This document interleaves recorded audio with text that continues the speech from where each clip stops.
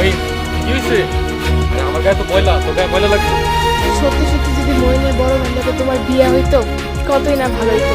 2 দিন এক সংসারে গেলে বাপের বাড়ি ছেড়ে যাওয়ার কথা কাজের মাইয়ারে আমার বাড়ির বউ বানাইতে পারবো না। আম্মা তুমি আপনি কি করতেছেন? বড় ভাই তোমার জন্য এত কিছু করলো আর তুমি তার জন্য এইটুকু কষ্ট করতে পারবে না? আসসালামু আলাইকুম ভিউয়ার্স, আশা করি সবাই ভালো আছেন। কিন্তু সত্যের মৃত্যু নেই নাটকের সালাহুদ্দিন ভাই কি আদৌ ভালো থাকতে পারবেন?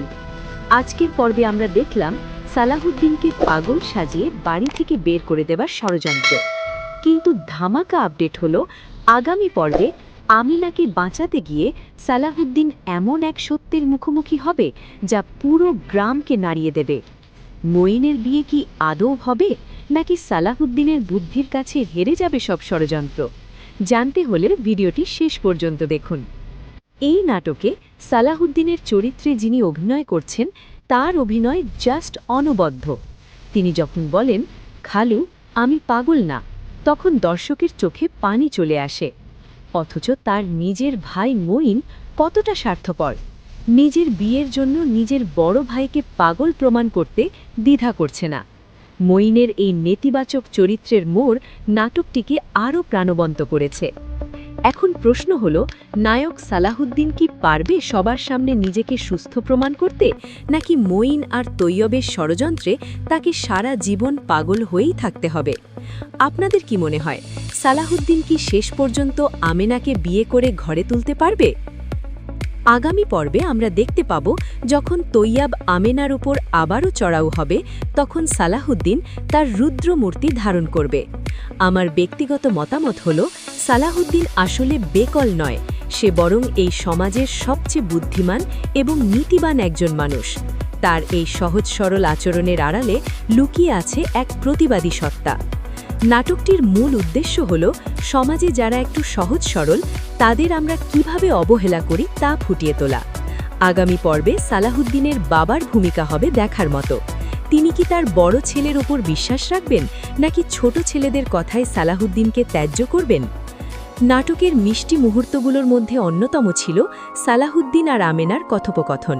সালাহুদ্দিন যখন সহজভাবে আমেনাকে বিয়ের প্রস্তাব দেয়, সেটা যেমন ছিল মজার, তেমনি ছিল আবেগের। আমেনারে আমার খুব পছন্দ হয়েছে, এই সহজ স্বীকারোক্তি আমাদের হাসিয়েছে এবং ছুঁয়ে গেছে। মঈন আর তৈয়াবের চক্রান্ত দেখে মনে হয় তারা যেন শেয়ালের চেয়েও চালাক, কিন্তু তাদের এই অতি চালাকি যে শেষ পর্যন্ত বুমেরাং হবে সেটা তাদের মুখভঙ্গি দেখলেই বোঝা যায়। সিরিয়াস দৃশ্যেও তাদের হাবভাব বেশ হাস্যরসের খোরাক যোগাচ্ছে। পরিষ্কারভাবে বলতে চাই, মঈনের মতো ভাই আমাদের সমাজে এখন ঘরে ঘরে, যারা নিজের স্বার্থের জন্য রক্তকেও অস্বীকার করে। সালাহুদ্দিনকে যারা পাগল বলছেন তারা আসলে নিজেরাই মানসিক বিকারগ্রস্ত। সত্যকে চাপা দিয়ে রাখা যায় না। আপনারাই বলুন, সালাহুদ্দিনকে কি আপনার পাগল মনে হয়, নাকি সেই নাটকের সবচেয়ে সৎ চরিত্র? এখনই কমেন্ট করে আপনাদের মতামত জানান।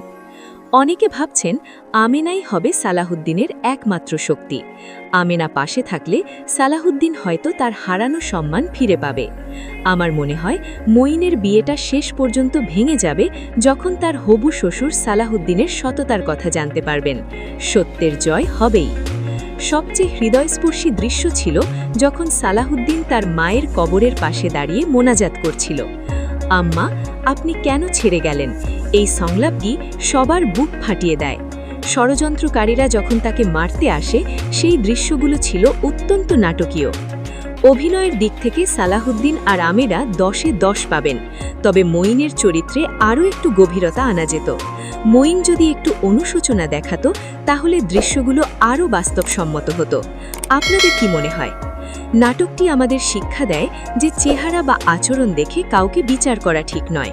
সত্য সবসময় তেতো হয়, কিন্তু শেষ পর্যন্ত সত্যেরই জয় হয়।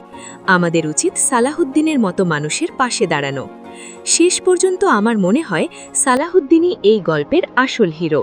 তার ধৈর্য এবং আল্লাহর উপর ভরসা তাকে অনন্য করে তুলেছে। বন্ধুরা, সত্যের মৃত্যু নেই নাটকের 3য় পর্ব আগামী কয়েকদিনের মধ্যেই মুক্তি পাবে। আপনারা কি পরবর্তী পর্বের আপডেট সবার আগে পেতে চান? তাহলে আমাদের চ্যানেলটি সাবস্ক্রাইব করে বেল আইকনটি বাজিয়ে রাখুন। ভিডিওটি ভালো লাগলে লাইক দিন।